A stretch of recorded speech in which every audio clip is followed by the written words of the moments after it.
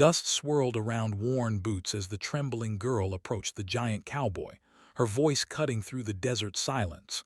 Black Widow asked the giant cowboy for a job. He replied, "Only if you'll marry me by sunset." The town's cruel whispers followed her like vultures. Bad luck, they said, danger in petticoats. They expected her to drift away like tumbleweeds, forgotten by morning.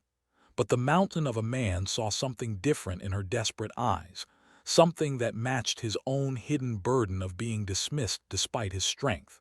His shocking proposal wasn't mockery. It was strategy, wrapped in secrets that could either destroy them both or forge the key to justice neither could achieve alone. As the sun began its descent toward the horizon, one question burned in the gathering crowd. Would this impossible bargain save them, or seal their doom? The morning sun beat down mercilessly on Copper Ridge as Celeste Morrison stepped off the dusty stagecoach. Her worn leather satchel contained everything she owned.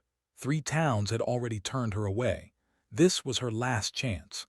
Whispers followed her down Main Street like shadows. The shopkeepers pulled their children closer. Women crossed to the other side of the road. They called her the Black Widow behind cupped hands. Not for any crime she'd committed, but for the color of her skin and the misfortune that seemed to trail her like smoke. At the general store, the owner shook his head before she even spoke. The saloon keeper spat in the dirt and walked away. The seamstress slammed her door shut. Each rejection cut deeper than the last. Judge Cornelius Blackwood emerged from his office as Celeste approached the bank. His silver hair gleamed in the sunlight, but his eyes held the coldness of winter. He watched her with the predatory interest of a hawk circling wounded prey. The bank refused her too.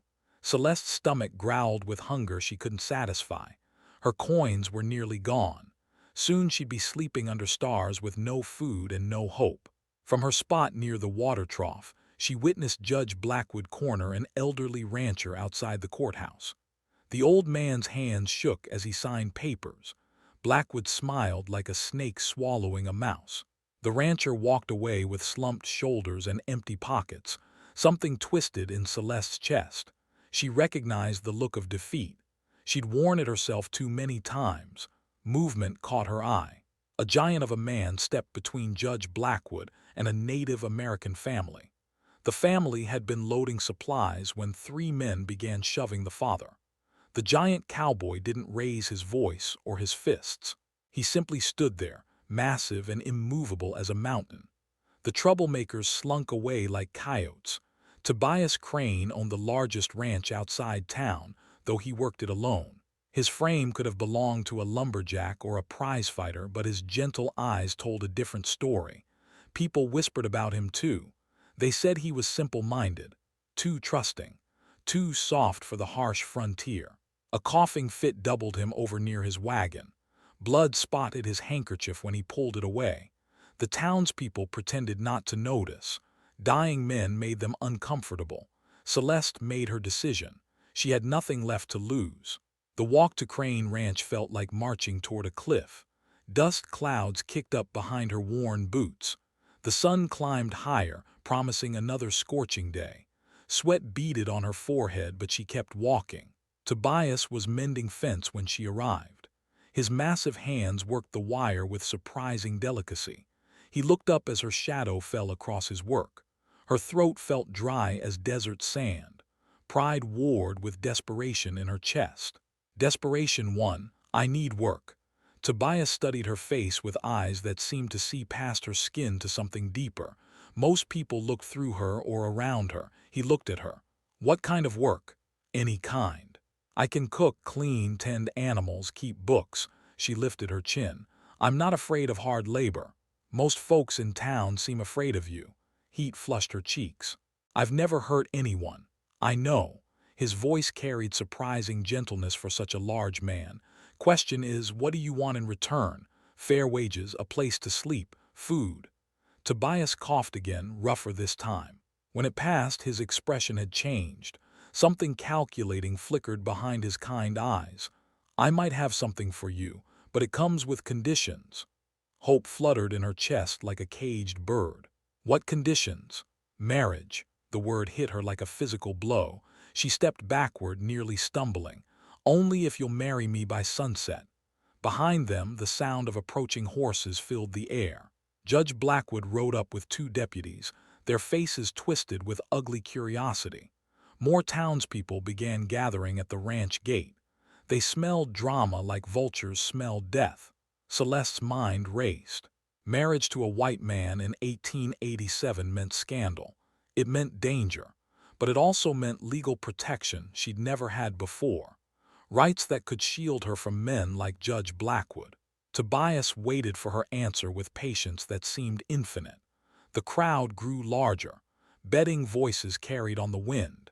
They wagered on her humiliation like it was entertainment. The sun had begun its slow journey toward the horizon. Time was running out, and with it, perhaps her only chance at survival in an unforgiving world.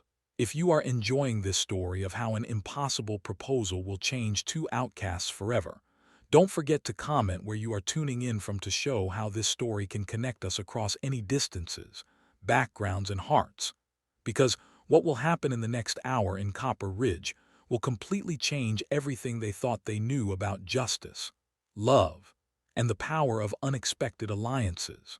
The crowd pressed closer, hungry for spectacle. Judge Blackwood dismounted, his boots hitting the ground with authority. His smile carried the coldness of a winter grave.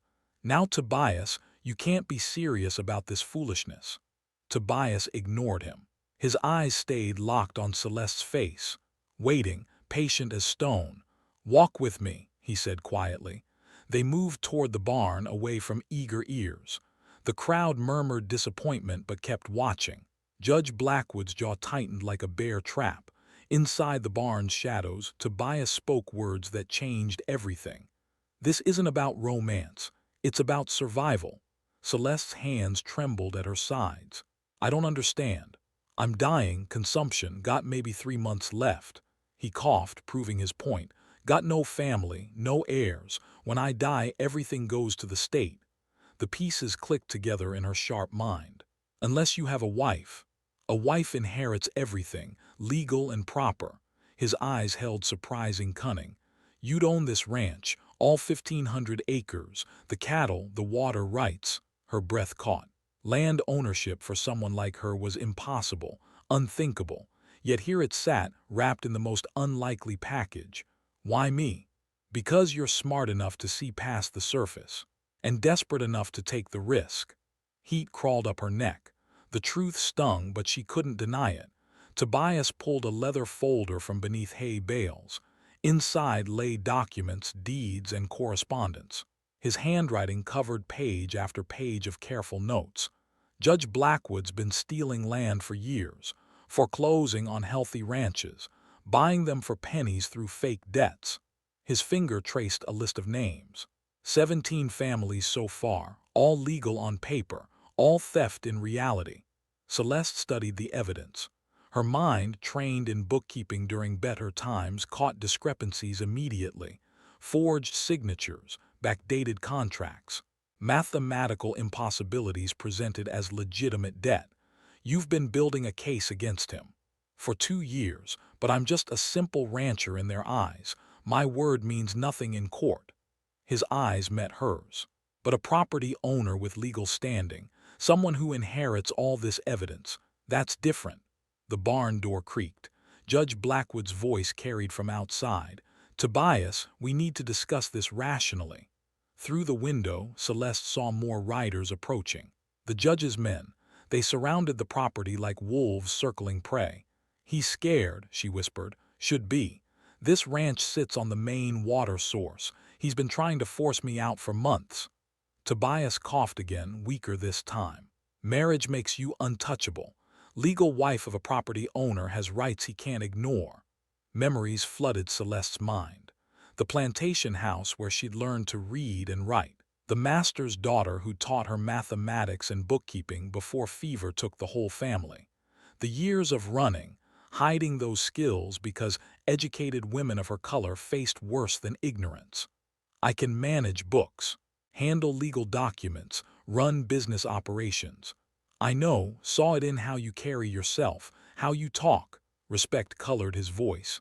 This ranch could be profitable again, under proper management. Outside, the crowd grew restless. Bets were being placed. Money changed hands based on her decision. Judge Blackwood's voice rose with impatience. The sun's moving, Tobias. Time to end this charade. Celeste calculated rapidly. Marriage meant protection under law. Inheritance meant security beyond imagination. But it also meant making herself a target for every person who hated seeing her kind rise above their station. What's the real cost? They'll try everything to break us. Intimidation, legal challenges, social pressure. Tobias met her eyes steadily. I won't live long enough to see the worst of it. You'll face that alone. Not alone. I'll have legal standing, property rights, evidence of corruption, and enemies who will do anything to silence you. The barn door burst open. Judge Blackwood entered without invitation, his deputies flanking him. Sunlight streamed behind them, creating ominous silhouettes. Enough private conversation. This woman is clearly taking advantage of your illness, Tobias. Tobias straightened to his full height. Even weakened by disease, he towered over the judge like a mountain over a molehill. My mind's clear as mountain water. We'll see about that. Blackwood's smile promised trouble. I can have you declared mentally incompetent. This marriage would be invalid before the ink dried. Celeste stepped forward. Something had crystallized in her chest during their conversation. Not just desperation anymore, but purpose. Then you'd better move fast, Judge, because I accept. The words rang through the barn like gunshots. Outside, the crowd erupted in shocked murmurs. Money changed hands as bets were settled. Judge Blackwood's face flushed red as a sunset. This is absurd. It's legal, Tobias said firmly. Witnessed by half the town. The judge's eyes narrowed to slits. We'll see how legal it remains. He stormed out, his deputies following. Through the barn door, Celeste could see him barking orders at his men. Plans were already forming behind his cold eyes. Last chance to change your mind, Tobias said quietly. Celeste looked at the evidence scattered around them, at the ranch visible through the window, at the opportunity to transform from powerless wanderer to landowner with legal rights. Find us a preacher, she said, before that sun touches the horizon. Reverend Thomas arrived within the hour. His weathered Bible trembled in gnarled hands, but his voice remained steady. The ceremony lasted 10 minutes. No flowers, no music, just legal words spoken under a dying sun. Judge Blackwood watched from his horse, face twisted with rage. The crowd had doubled in size. Some came for entertainment. Others sensed history unfolding. By the power vested in me, I now pronounce you husband and wife. The words sealed Celeste's fate, or freed her from it. Time would tell which. Tobias coughed violently as they signed the marriage certificate. Blood stained his handkerchief darker than before. The disease was winning its war against his massive frame. It's done, he wheezed. Judge Blackwood spurred his horse forward. This marriage is a mockery. I'll have it overturned by morning. Try it, Tobias straightened with effort. Everything's legal and witnessed. The judge's smile held no warmth. We'll see about that, won't we, Mrs. Crane? The name hit Celeste like lightning. Mrs. Crane, property owner, legal entity with rights and standing. The transformation felt surreal. The crowd dispersed reluctantly. Free entertainment had ended, but whispers would continue long into the night. 3 weeks later, Celeste had transformed the ranch operations. She reorganized the bookkeeping system, caught calculation errors that had cost hundreds of dollars, and negotiated better prices with suppliers in nearby towns. Her past experience managing the plantation household had prepared her well. Numbers never lied. Ledgers told stories if you knew how to read them. Efficiency could be measured and improved. The cattle looked healthier under her systematic feeding schedule. Fences got proper maintenance. Workers arrived on time because she paid fair wages promptly. Tobias watched her work with growing admiration. You're turning this place profitable. It always could have been, just needed proper organization. His coughing fits came more frequently now. Each one left him weaker. But he still spent hours writing in his journals, documenting every piece of evidence against Judge Blackwood. Found 3 more families he cheated, Tobias said one evening. The Hendersons, the O'Malleys, the Washingtons. Celeste studied the new evidence. Patterns emerged clearly in the judge's methods: manufactured debts, forged signatures, intimidation tactics disguised as legal pressure. He's getting desperate, she observed. The methods are sloppier recently. Because time's running out. He knows I'm dying, knows you'll inherit everything. The bank had started its harassment the previous week. Loan officers appeared daily, demanding immediate payment on debts that weren't due for months. Celeste's meticulous records proved every payment current, but they kept coming. Judge Blackwood's legal challenges began simultaneously. He filed motions questioning Tobias's mental capacity, demanded medical examinations, claimed the marriage was fraudulent. Each court appearance cost money and energy. Celeste handled most of the legal paperwork herself, her education finally proving invaluable. But the pressure mounted daily. The town's treatment of her shifted gradually. Shopkeepers who'd refused her service now accepted her money grudgingly. They needed her business more than they hated her presence. Some neighbors even offered grudging respect. The Martinez family brought fresh vegetables after she helped negotiate a fair contract with cattle buyers. Old Henrik nodded politely when their paths crossed at the feed store, but others grew more hostile. Anonymous threats appeared nailed to fence posts. Cattle went missing, tools disappeared from the barn. "They're testing you," Tobias observed after the 3rd incident, "seeing how far they can push." "Let them try. I've faced worse." One morning, a letter arrived addressed to Mrs. T. Crane. The return address read San Francisco. Tobias paled when he saw it. "Who's writing from California?" Celeste asked. Tobias tucked the letter away quickly. "Old business, nothing important." But his hands shook as he hid it. That evening she found him writing responses by candlelight, his usual journals forgotten. More letters arrived over the following weeks, always addressed formally, always hidden immediately. Tobias grew secretive about his correspondence, but also more hopeful. "Things might change soon," he told her cryptically. "Help might be coming." The bank escalated its pressure. 3 officers arrived with foreclosure papers, claiming missed payments despite Celeste's perfect records. They demanded immediate settlement of the entire mortgage. "This is illegal," Celeste said firmly.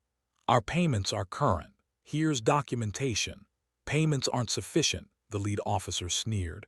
"New terms require full settlement. You can't change loan terms retroactively. Judge Blackwood says otherwise." That night, someone tried to burn down the barn.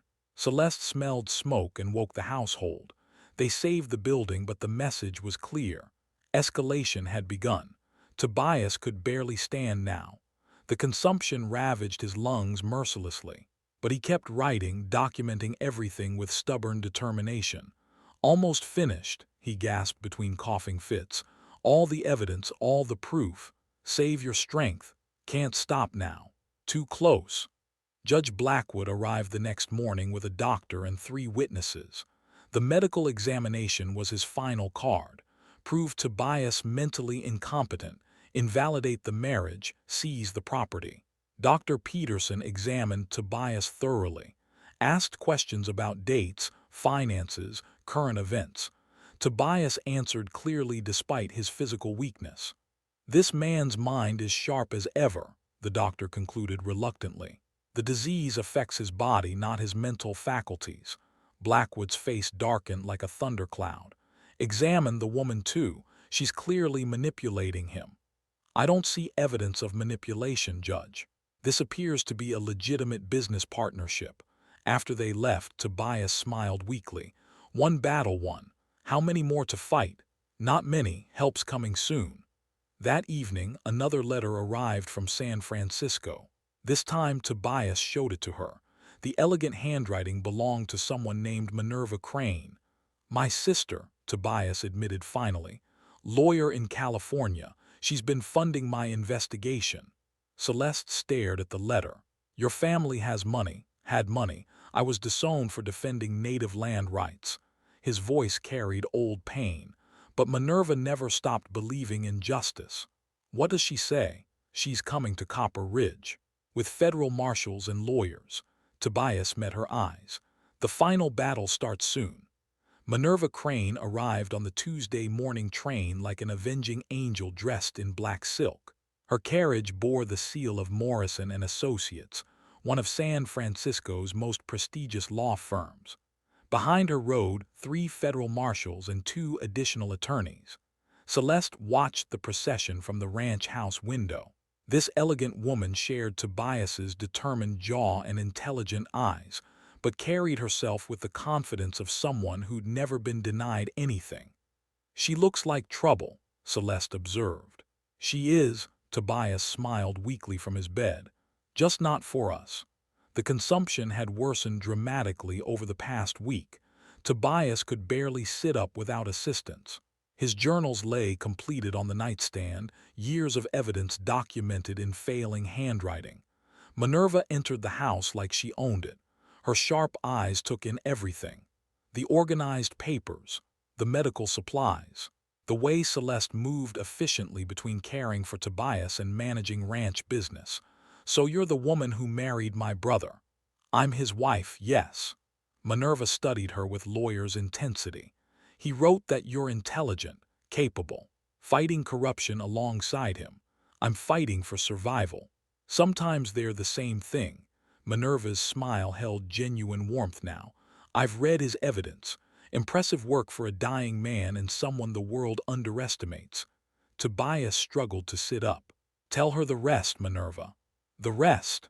Minerva opened her leather case, revealing documents that dwarfed even Tobias's collection. "Your husband wasn't just gathering evidence locally. He was part of a federal investigation into Western land fraud. We've been building cases in 5 territories." Celeste's breath caught. "Federal? Judge Blackwood isn't just stealing locally. He's part of a network that's defrauded the government of thousands of acres, railroad grants, mining rights, homestead claims." Minerva's voice hardened. "They've stolen from everyone, white families, native tribes, freed slaves trying to build new lives." The scope was staggering. Celeste had thought they were fighting one corrupt judge. Instead, they'd uncovered a conspiracy reaching across the frontier. "The marshals are here to arrest him, among others. But we need living witnesses to testify, people who have been harmed and can prove it in court." Tobias coughed violently. Blood spotted the fresh handkerchief Celeste held to his lips. His time was running out faster than anyone expected. "The families he mentioned," Celeste said quickly. "The Hendersons, O'Malley's, Washingtons. They'd testify if they knew others would stand with them. We'll need you too. As Tobias's heir, you'll inherit all his evidence. Your testimony will carry the most weight." Fear crawled up Celeste's spine. Testifying meant standing before judges, lawyers, and crowds, making herself a target for every person who wanted to see her fail. But it also meant justice for families like hers, people who'd been ground down by systems designed to keep them powerless. That afternoon, Judge Blackwood arrived with his largest group yet. 12 men on horseback, all carrying weapons. But he stopped short when he saw the federal marshal's badges glinting in the sunlight. "What's the meaning of this intrusion?" Marshal Davidson stepped forward, hand resting on his gun. "Federal investigation, Judge. We'll need to examine your court records." "On whose authority?" "United States Attorney General. Here's the warrant." Blackwood's face went white as fresh snow. His eyes darted between the marshals and Minerva's professional setup in the ranch yard. Legal documents covered a folding table. Witnesses were already arriving. "This is highly irregular." "So is stealing federal land grants," Minerva said coolly. "We have evidence of systematic fraud dating back 5 years. The judge's supporters began backing away. Nobody wanted to stand too close when federal charges started flying. That evening, Tobias grew worse. His breathing became labored. Fever burned through his massive frame. Celeste sat beside his bed, holding his hand while Minerva reviewed testimony. "I won't see the trial," he whispered. "Don't talk like that." It's true, but you'll finish what we started. His grip tightened weakly. Promise me, I promise. The evidence is everything, every stolen acre, every forged signature, every family destroyed. His voice faded. Make sure they all get justice. I will, Tobias smiled peacefully. Knew you were special the moment I saw you. Not because you needed help, but because you were strong enough to take it. He died at dawn, quietly and without pain. Celeste held his hand as his breathing simply stopped. The giant who'd given her everything slipped away like morning mist. The funeral drew an enormous crowd. Families he'd helped, workers he'd treated fairly. Even some who'd initially opposed the marriage came to pay respects. The man's character had spoken louder than gossip. Judge Blackwood attended too, watching from the cemetery's edge. His presence felt like a vulture waiting for carrion. After the service, Minerva took Celeste aside. The trial starts tomorrow. Are you ready? I don't have a choice. You always have choices. The question is whether you're brave enough to make the right ones.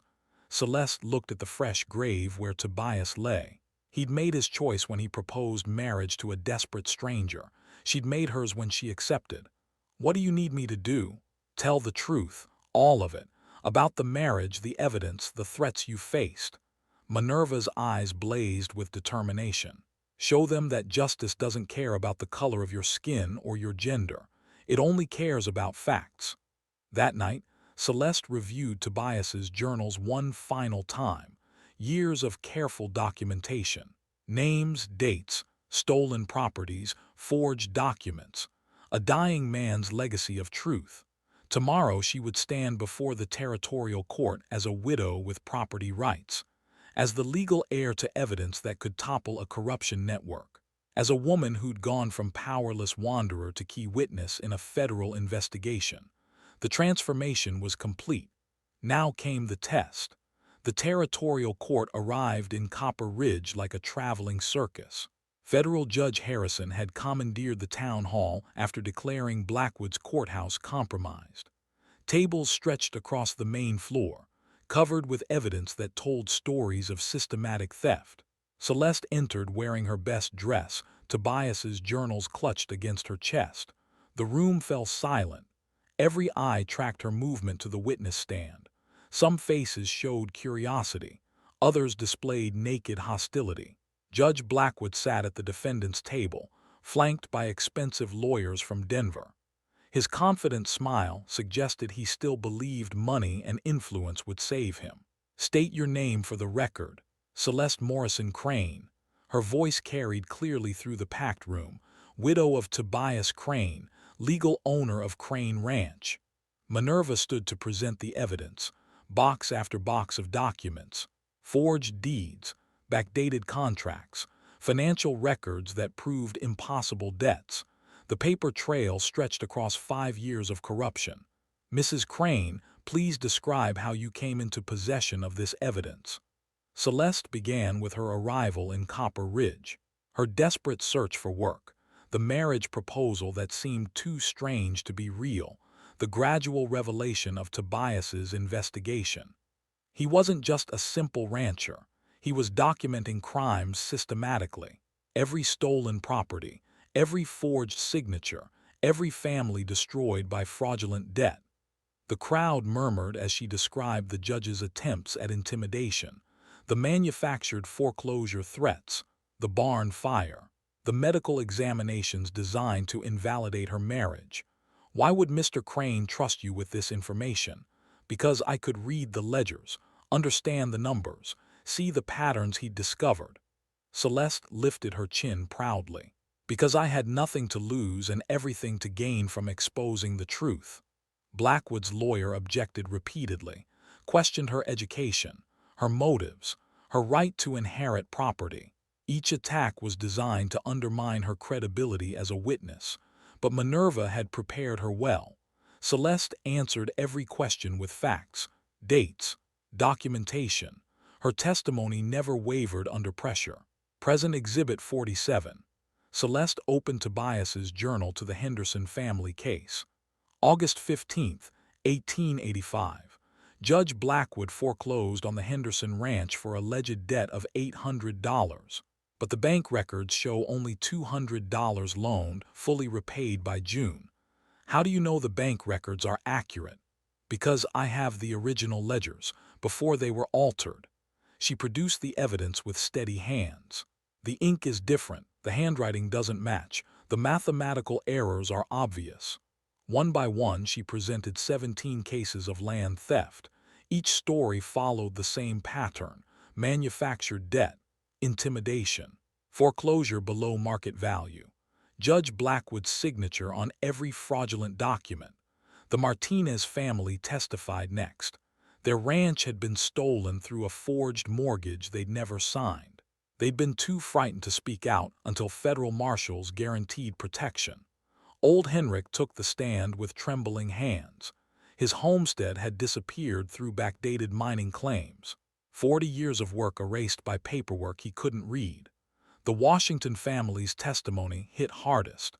Former slaves who'd saved every penny to buy their own land. Blackwood had manufactured tax debts that exceeded the property's entire value, then foreclosed when they couldn't pay impossible amounts. "We thought the law was against us," Samuel Washington said quietly. "Never imagined it might protect us too." Judge Blackwood's defense crumbled piece by piece. His lawyers attacked witnesses' credibility but couldn't dispute the documentary evidence. Numbers didn't lie. Signatures could be analyzed. Dates could be verified. The federal investigators presented their broader case. Telegraph records proving coordination between corrupt officials across territories. Bank transfers that traced stolen funds to private accounts. A conspiracy that reached from local courthouses to territorial capitals. This wasn't random corruption, Marshal Davidson testified. This was organized crime disguised as legal procedure. When Celeste returned to the stand for final questions, something had shifted in the room's atmosphere. The hostile stares had faded. Even skeptical faces showed grudging respect. "Mrs. Crane, what do you hope to accomplish with this testimony?" "Justice for every family who lost their dreams to lies and forgery." Her voice carried the strength Tobias had seen in her from the beginning. "My husband died knowing truth would outlast corruption. I'm here to prove him right." Blackwood's lawyer made one final attempt to discredit her. "Isn't it true you married a dying man solely for financial gain?" "I married a man who offered me legal standing I'd never had before. In exchange, I helped him expose crimes that would have continued destroying families forever." She met the lawyer's eyes steadily. "If that's financial gain, then I'm proud of it." The jury deliberated for 3 hours. When they returned, their verdict rang through the courthouse like church bells. Guilty on all counts. Judge Blackwood's face went gray as tombstone marble. His lawyers slumped in defeat. Years of corruption had finally caught up with him. "Cornelius Blackwood, you are hereby sentenced to 15 years in federal prison. All properties obtained through fraudulent means will be returned to their rightful owners." The courtroom erupted. Families who'd lost everything wept with relief. Townspeople who'd supported Blackwood sat in stunned silence. Marshal Davidson placed shackles on the former judge's wrists. "Federal marshals will escort you to Denver for processing." As they led Blackwood away, his eyes found Celeste in the crowd. The hatred there could have melted steel, but she felt no fear. He had no power over her anymore. Minerva gathered the legal documents with professional efficiency. "It's finished. Justice is served." "What happens now?" "Now you go home to your ranch. Use your legal victory to build something better." Minerva smiled warmly. "You've earned the right to decide your own future." Outside the courthouse, families gathered around Celeste. The same people who'd whispered about bad luck now offered thanks and respect. The transformation was complete, but not just for her. 6 months after the trial, Crane Ranch hummed with activity that would have amazed Tobias. Celeste had transformed the property into something beyond his wildest dreams. The main house buzzed with voices speaking 3 languages. Former slaves worked alongside displaced native families and struggling immigrants. The Henderson family had reclaimed their stolen land, but chose to partner with Celeste on cattle operations. Their combined herds grazed across valleys that had once seemed lost forever. Shared resources meant everyone prospered. Maria Martinez managed the vegetable gardens that now supplied half the territory. Her expertise with desert farming had turned barren patches into green abundance. The profits were split equally among all workers. Samuel Washington ran the horse breeding program with skill that drew buyers from 3 states. His children attended the school Celeste had established in the old bunkhouse. Education was the foundation of everything else.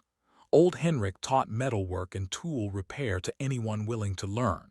His weathered hands passed down knowledge that kept the community self-sufficient. Age had found purpose again. The legal aid clinic operated from the converted barn every Tuesday. Minerva had trained 3 local lawyers in federal land law. Families across the territory could now defend their rights without traveling to distant cities. Celeste walked through the morning bustle with quiet satisfaction. Account books showed steady profits. More importantly, they showed fair wages for honest work. Every person who contributed shared in the success. The town of Copper Ridge had transformed too. New businesses opened weekly. The corrupted bank had been replaced by a farmers' cooperative. Fair lending practices meant families could actually afford to buy homes and start enterprises.